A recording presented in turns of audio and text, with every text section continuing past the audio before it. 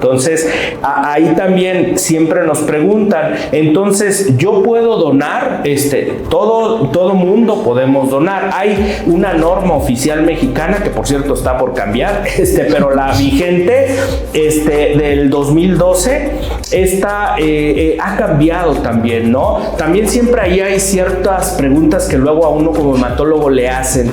¿Yo puedo donar? Sí, hay que tener determinado peso y características por la norma para ser donante. Generalmente todos los bancos de sangre, el Centro Nacional de la Transfusión Sanguínea, tienen su página, la mayoría de características, que es quien regula el asunto de los bancos de sangre en México, de qué características deben tener los donantes de forma general, porque la queja de todo el mundo es que hay distintos tipos de donación. En México la donación que más se hace es la de reposición. ¿Cuál es? Es un tipo de donación un poquito, la verdad, complicada, porque no da lo mismo que tú como ciudadano digas, yo quiero ir a donar a un banco de sangre y te presentes. Esa es una donación altruista, es la sangre muchísimo más segura que existe.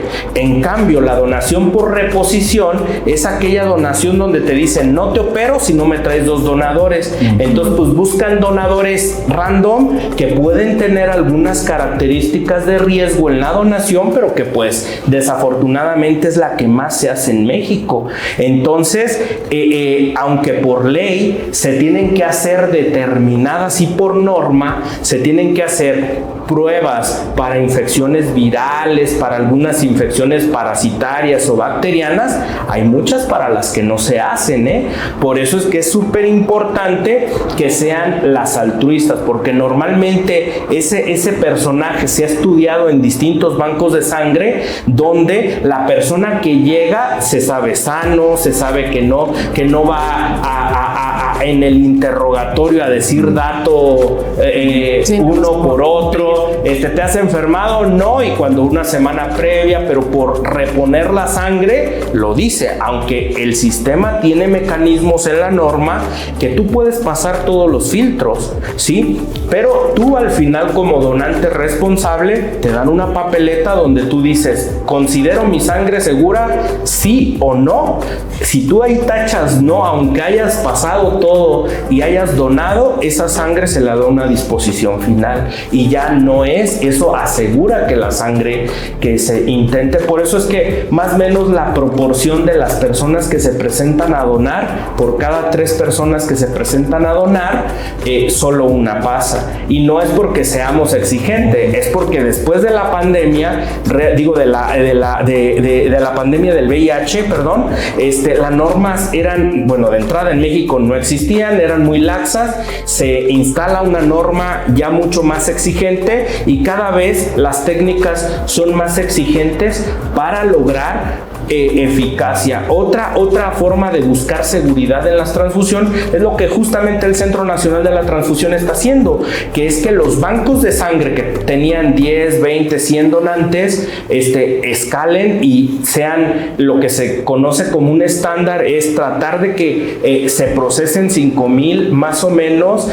unidades en un banco por mes, para más o menos asociar que esas unidades tienen una seguridad por métodos, técnicas, y obviamente son costeables para todos los sistemas, ¿no? Entonces hay cruzadas importantísimas de distintas organizaciones internacionales para que la sangre sea cada vez más seguro. Y en México recuerden que aquí es por donación, no hay manera de que se pague por este tipo de cosas. Es más, si eso se identifica, desafortunadamente casi se excluye el donador, ¿no? Porque es no solo no permitido, es hasta considerado como raya en el asunto de la ilegalidad. Entonces mejor siempre hay que hacer donación altruista. Y de la sangre se obtienen los mismos componentes: el plasma, las plaquetas y los glóbulos rojos.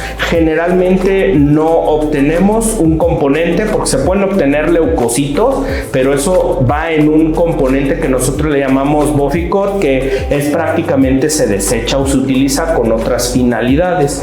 También otra cosa que ha pasado ahora en la pandemia de COVID, ¿no? Que el plasma que se separaba, como ese se puede acumular, de ahí se pueden obtener proteínas, y esas proteínas se les conocen como hemoderivados.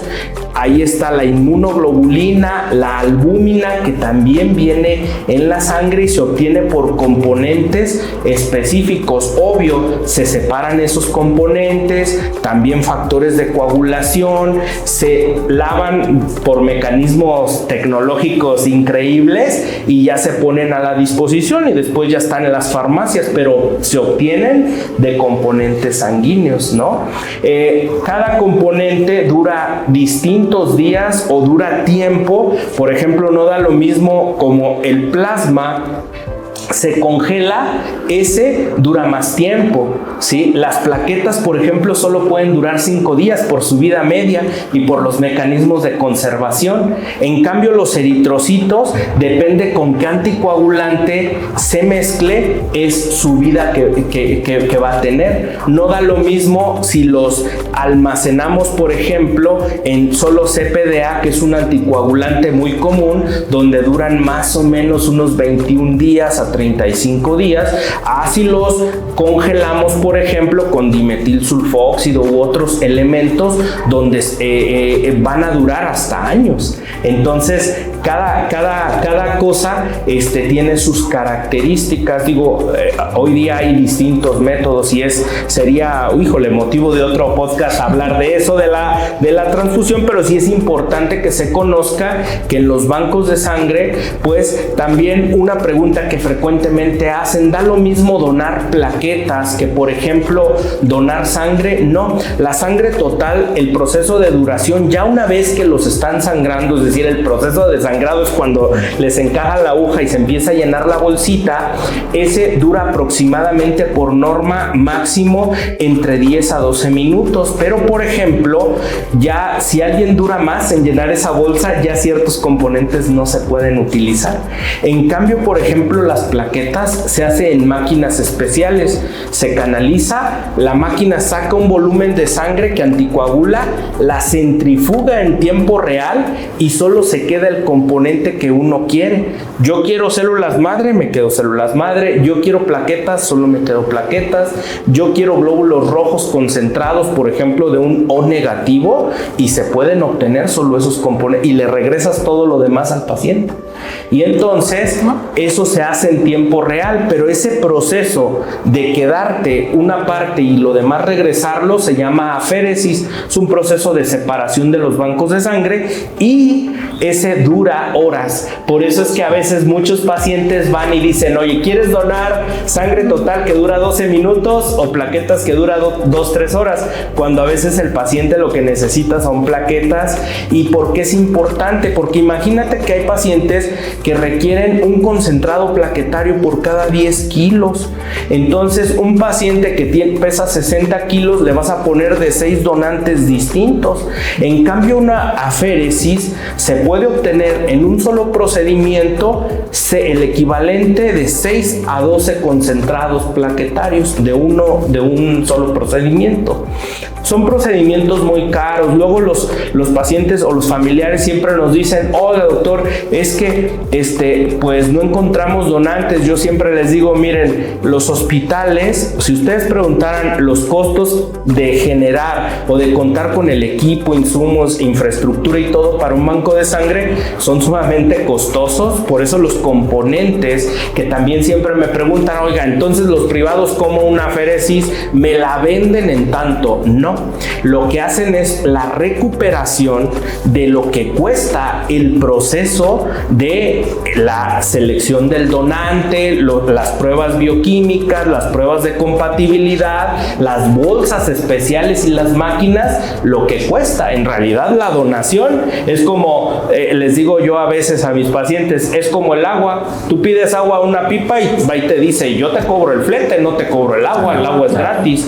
Pasa lo mismo con la sangre. La sangre aunque es donación, el proceso. Entonces ahí se presta muchísimo y es para debate, ¿eh? O sea, eso es un aspecto de debate, porque muchos bancos dicen, es que yo, ¿qué le tengo que dar? Al paciente que va a donar se le da su refrigerio para restituir el volumen de lo que le hemos obtenido. Entonces sí son características importantes, ¿no? Más allá de la ciencia, un podcast de Health Pharma Professional Research.